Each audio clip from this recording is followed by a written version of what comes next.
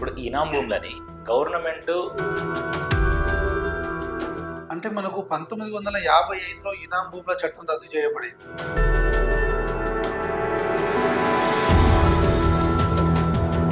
Regional ring road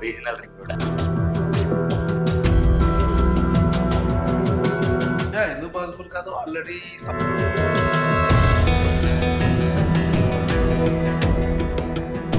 BRS government ఉన్నప్పుడు కూడా చూసినాం.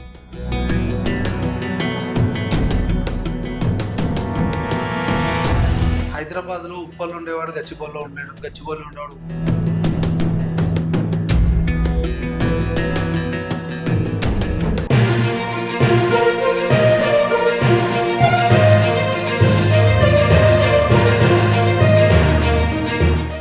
ఇప్పుడు ఇనాం భూములని గవర్నమెంట్ టేకప్ చేసే అధికారం గవర్నమెంట్కి ఉంటుందా సార్? అంటే మనకు 1955లో ఇనాం భూముల చట్టం రద్దు చేయబడింది. ఇనాం భూములు ఇవ్వడం తీసుకోవడం అనేది 1955లోనే ఈ చట్టం రద్దు చేశారు. మనం 1955 నుంచి ఉన్నటువంటి భూములంతా కూడా ఇనాం భూములన్నీ కూడా గవర్నమెంట్ ఆధారిత భూములు అనండి. కాకపోతే ఏంటంటే ఇనాం భూములు అయితే ఎవరైతే స్థానికంగా ఉండి ఉంటారో వాళ్ళు 1955కు ముందు అంటే 1920 నుంచి 55 వరకు ఉన్నటువంటి ల్యాండ్ రికార్డ్స్ లో వాళ్ళు ఇనాం భూములు తీసుకున్నట్టుగా ఉండాలి. అయితే బేసిక్ థింగ్ ఏంటంటే ఇనాం అంటేనే గిఫ్ట్ అనమాట. అయితే మనకు ఇప్పుడు మన తెలంగాణ ఆంధ్ర ప్రాంతాల్లో ఏంటంటే మనకు సంస్థానాలు, రాజులు, నవాబులు, చాందీసులు వీళ్ళు పరిపాలించేటువంటి ప్రాంతం మనది. సో వాళ్ళ దగ్గర ఎవరైతే పనిచేసిన వాళ్ళు ఉంటారో, ఎంప్లాయీస్ ఉన్నారో వాళ్ళ కొంతమంది నచ్చి ఇచ్చిన వాళ్ళు, కొంతమంది కళాకారులు ఉంటారు. రాజులు ఏంటంటే నాట్యం చేసినా లేదా పాటలు పాడినా వాళ్ళకి సంతోషపరిస్తే వాళ్ళకి ఇలాంటి తీసుకుపోని ఇచ్చేవాళ్ళు. సో ఇట్లా ఇచ్చినటువంటి భూములే ఇనాం భూములు. ఈ ఇనాం భూములు ఏమవుతుందంటే 1955లో ఇండియన్ గవర్నమెంట్ ఈ చట్టాన్ని మొత్తం కూడా రద్దు చేయడం జరిగింది. సో ఇటువంటి సిచ్యువేషన్ లో ఏం చేశారంటే ఈ ఇనాం భూముల్లో ఎవరైతే 1955 బిఫోర్ ఉన్నటువంటి ఈ భూములకు ఎవరైతే వాటికి ఆక్యుపేషన్ సర్టిఫికేట్ అని ఒకటి పెట్టారు. మనకు తెలంగాణ ప్రాంతంలో ఆక్యుపేషన్ సర్టిఫికేట్ అన్నది, అదే ఆంధ్ర ప్రాంతంలో అయితే వ్యవసాయ ఆధారిత పట్టాల కింద కన్సిడర్ చేశారు. సో వీటిని ఏం చేశారంటే 1955 ముందు అంటే 54, 53లో వాళ్ళు అక్కడ ఉన్నటువంటి పానీ నకల్ కానీ పహానీలో వీళ్ళ పేరు ఉండాలి, ఇనాం భూమి రికార్డులో వీళ్ళ పేరు ఉండాలి. 1955 నుంచి 1925 మధ్యలో వీళ్ళ రికార్డ్స్ ఈ పేరు ఉండాలి, ఇనాం భూముల రికార్డులో ఉండాలి, దాంతో పాటు పహానీలో ఉండాలి. 1974లో రికార్డులో కూడా వీళ్ళ పేర్లు ఉన్నట్లయితే వాళ్ళకి ఆక్యుపేషన్ సర్టిఫికేట్ ఇవ్వడం జరుగుతుంది.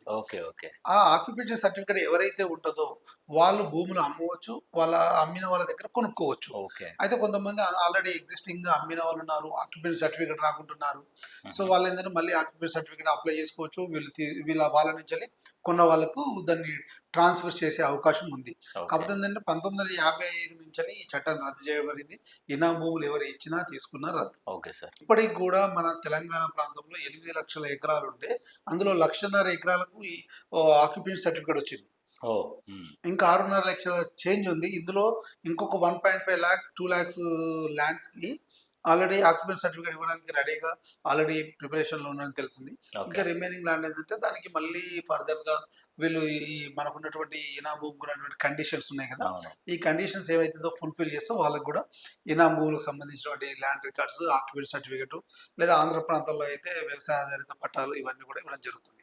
ఆ తర్వాత వీటికి అన్ని రకాల గవర్నమెంట్ అనుమతులు ఇవన్నీ కూడా ఉంటాయి. అండ్ ఒక చిన్న వర్డ్ లో నోటరీకి ఇనాంకి డిఫరెన్స్ ఏంటో చెప్పండి సార్. ఈ ఇనాంకు ఒక పర్టికులర్ రికార్డ్ అనేది ఉంటుంది సార్. ఎందుకంటే మనకు ఎవరి దగ్గర నుంచి ల్యాండ్ గిఫ్ట్ ఇవ్వబడింది, గిఫ్ట్ గా తీసుకోబడింది ఒకటి ఉంటుంది. వాళ్ళకి ఇనాం తీసుకున్న వాళ్ళకు ల్యాండ్ రికార్డ్స్ ఉన్నాయి. మనకు 1955 ముందు పహానీ ఇనాం రికార్డ్స్ అన్ని సపరేట్ ఉన్నాయి. ఇనాం భూమి ఇచ్చిన వాళ్ళు తీసుకున్న వాళ్ళు కూడా రికార్డ్స్ ఉన్నాయి దాత దగ్గర అయితే.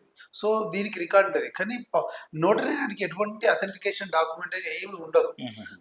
ఎటువంటి డాక్యుమెంటేషన్ లేని భూమే నోటరీ లేదు. కాకపోతే ఏంటంటే వీళ్ళు ఆ ల్యాండ్ పొజిషన్ లో ఉంటారు, కానీ దీనికి సంబంధించిన రికార్డ్స్ ఏమి ఉండవు.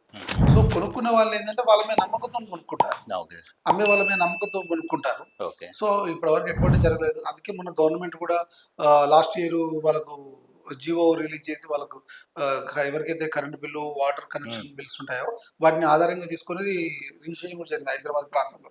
ఎందుకంటే హైదరాబాద్ ఓల్డ్ సిటీ కానీ, మన ఖైరతాబాద్ కానీ, నిజాంపేట్, ప్రగతి నగర్, ఇటు కీసరా, ఉప్పల్ ఈ ప్రాంతంలో నోటరీ ల్యాండ్స్ ఎక్కువగా ఉన్నటువంటి ల్యాండ్స్ అన్ని కూడా నోటిఫై చేసి వాటి రిజిస్ట్రేషన్ చేయడం కూడా జరిగింది. Okay sir. ఎందుకంటే నోటరీ ల్యాండ్స్కి ఎటువంటి అథెంటికేషన్ లేకపోవడం వల్ల అవును. హౌస్ లోన్ కానీ ఏదైనా పర్సనల్ గా ఏదైనా చేద్దామన్నా కానీ లోన్స్ రావు.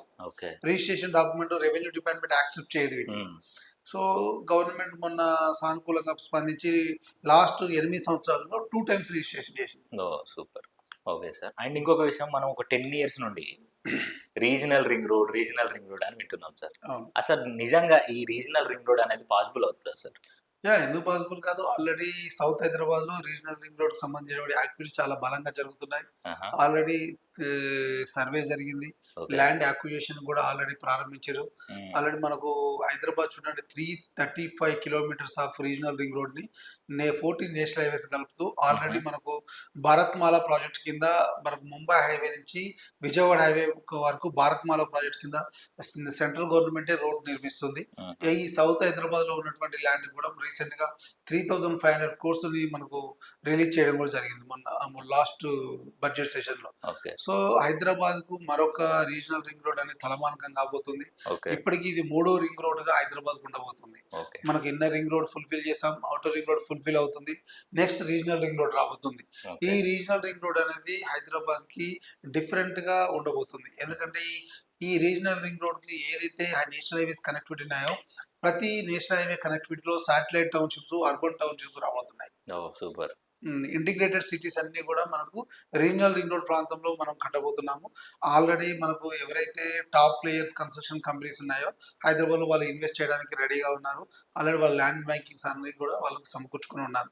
ఎందుకంటే regional ring road with in 3 years లో కంప్లీట్ అయిపోతుంది. ఓకే. చాలా సీరియస్ కన్సర్న్ తోని ఇప్పుడున్నటువంటి ఈ 2 government, state government and central government వీళ్ళిద్దరు కూడా చేయడం జరుగుతుంది.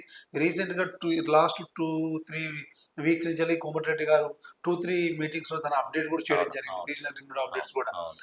సో రీజనల్ రింగ్ రోడ్ చాలా సీరియస్ కన్సర్న్ అండి. రీజనల్ రింగ్ రోడ్ హైదరాబాద్ రాబోతుంది, డెవలప్మెంట్ కాబోతుంది. దీని గురించి సెకండ్ థాటే లేదు. Okay sir. అండ్ ఇంకో విషయం సార్, మనం బీఆర్ఎస్ గవర్నమెంట్ ఉన్నప్పుడు కూడా చూసినాం, కోకాపేట ఏరియాలో ఒక ఎకరానికి 100 కోట్లు. అసలు ఒక ఎకరానికి 100 కోట్ల రేటు వాళ్ళకి అంత స్పెషాలిటీ ఏముంది సార్ అసలు ఇక్కడ? డిమాండ్ అండ్ సప్లై అంతే. అదేనా సార్? Demand and supply. మ్మ్. అందరికి నాకు ఫైనాన్షియల్ డిస్ట్రిక్ట్ లోనే ఫ్లాట్ కావాలి, ఆఫీస్ కావాలి అనుకున్నప్పుడు డెఫినెట్ గా డిమాండ్ ఉంటుంది. 100 కోట్లు డెఫినెట్ గా ఉంటుంది. అంటే ఇప్పుడు 20 కోట్లు పెట్టింది అపార్ట్మెంట్ లో ఫ్లాట్ రావట్లేదు. రావట్లేదు. హై రైజ్ లో 20-25 కోట్లు పెట్టింది. ఓకే. అలాంటప్పుడు 100 కోట్లు పెట్టడం ఆశ్చర్యం ఏముంది. అవును సార్. సో ఇవాళ అక్కడ నుండి కోకాపేట ప్రాంతం అవుతుంది, నార్సింగి, పుప్పాలగూడ, గచ్చిబౌలి, మాదాపూర్ ఈ ఏరియా అంతా కూడా ఐరేజ్ కల్చర్ రావడంతో పాటు ఏంటంటే ఇప్పుడు సాస్ లాంటి ఇంటర్నేషనల్ కంపెనీ వచ్చి 55 ఫ్లోర్లు కడుతుంది హైదరాబాద్. అవును. సో వరల్డ్ టాప్ ప్లేయర్స్ అంతా కూడా హైదరాబాద్ మీద దృష్టి సారించి ఇది గ్లోబల్ సిటీగా కాబోతుంది. కాబట్టి ఇక్కడ ఉన్నటువంటి ప్రైసెస్ ఆ మాత్రం ఉండడంలో అతిశక్తి లేదు. Okay sir. సో 100 కోట్లు పెట్టుకున్నప్పుడు దానికి తగ్గట్టే ఇక్కడ కన్స్ట్రక్షన్స్ ఉంటాయి, దానికి తగ్గట్టే అట్మాస్ఫియర్ క్రియేట్ చేయబడుతుంది, ఓకే. డెవలప్మెంట్ కూడా అలానే ఉంటుంది. అండ్ ఇంకొకటి, మనం తెలంగాణలో ఫ్యూచర్ సిటీ అనేది కంప్లీట్ అయిపోతే ఉమ్. హైదరాబాద్ లో ఇండ్ల ధరలు పడిపోయే అవకాశం ఉంటుందా? అలా ఉండదండి. ఎప్పుడైనా కూడా దేని డిమాండ్ దానిది. ఆహా. హైదరాబాద్ లో ఉప్పల్ ఉండేవాడు గచ్చిబౌలిలో ఉండలేడు, గచ్చిబౌలిలో ఉండేవాడు వేరే ప్రాంతంలో ఉండలేడు. సో ఎవరి నెసెసిటీస్ అనేది వాళ్ళకు ఉంటుంది. అవును. ఉప్పల్ పరిసర ప్రాంతంలో జాబ్ చేసేవాళ్ళు లేదా ఉప్పల్ పక్కన ఉన్నటువంటి పోచారం, ఇన్ఫోసిస్ లో వర్క్ చేసేవాడు గచ్చిబౌలిలో ఉండలేడు. అవును. సో మనము 4th సిటీ ముచ్చర్లో వచ్చేటువంటి 4th city complete different life style city ఇది. ఓకే. ఇక్కడ ఉన్నటువంటి లైఫ్ స్టైల్ సిటీలో ఏంటంటే ఇక్కడ పనిచేసే ఎంప్లాయీస్ ఉండడానికి అవకాశం ఉంటుంది, లేదా ఇప్పుడు ఎవరైతే ఇన్వెస్ట్ చేసిన వాళ్ళు అక్కడ రేపు ఫ్యూచర్ లో రెంటల్ ఇన్కమ్ జనరేట్ చేయడానికి, లేదా అక్కడ విల్లాస్ కట్టుకోవడం ఉండే అవకాశం ఉంటుంది, లేదా ఫ్యూచర్ లో కమర్షియల్ గా అక్కడ ఏదైనా యాక్టివిటీ చేద్దాం అనుకునే వాళ్ళకు ఉంటుంది. ఎందుకంటే 4th సిటీ అనేది కంప్లీట్ డిఫరెంట్ సిటీ, ఇది లైఫ్ స్టైల్ సిటీ. ఇక్కడ లైఫ్ స్టైల్ ఉంటుంది, అర్బనైజేషన్ ఉంటుంది, హెల్త్ సిటీ ఉంటుంది, బ్యాంకింగ్ సెక్టర్ ఉంటుంది, ఫైనాన్షియల్ సెక్టర్ ఉంటుంది, నాన్ ఫైనాన్షియల్ సెక్టర్ ఉంటుంది, ఆర్టిఫిషియల్ ఇంటెలిజెన్స్ వచ్చింది, మనకు ఐటీ కంపెనీస్ వచ్చాయి, డేటా సెంటర్స్ ఉన్నాయి, ఎలక్ట్రానిక్ హబ్ ఉంది, 4 ఎలక్ట్రానిక్స్ ఉన్నాయి. సో ఇది డిఫరెంట్ సినారియోతో వచ్చేటటువంటి సిటీ ఇది. అవును. Skill university, international stadiums, world trade centres ఇవంతా కూడా 4th సిటీలో రాబోతున్నాయి. మ్మ్. సో ఇది కంప్లీట్ డిఫరెంట్ సిటీ. ఇక్కడున్న వాళ్ళకు అక్కడున్న వాళ్ళకి, ఇక్కడ ల్యాండ్కి అక్కడ ల్యాండ్కి కంపేర్ చేయడం, ఎక్కడ డిమాండ్ అక్కడిది.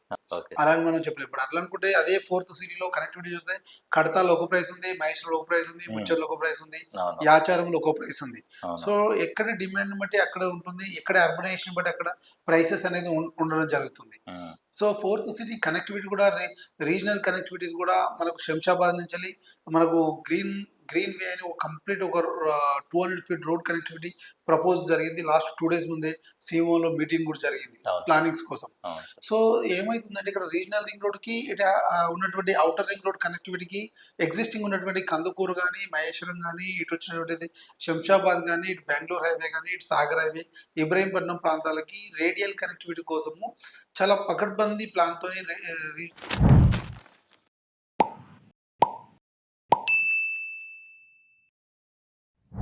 నడుస్తూ ఉండడము.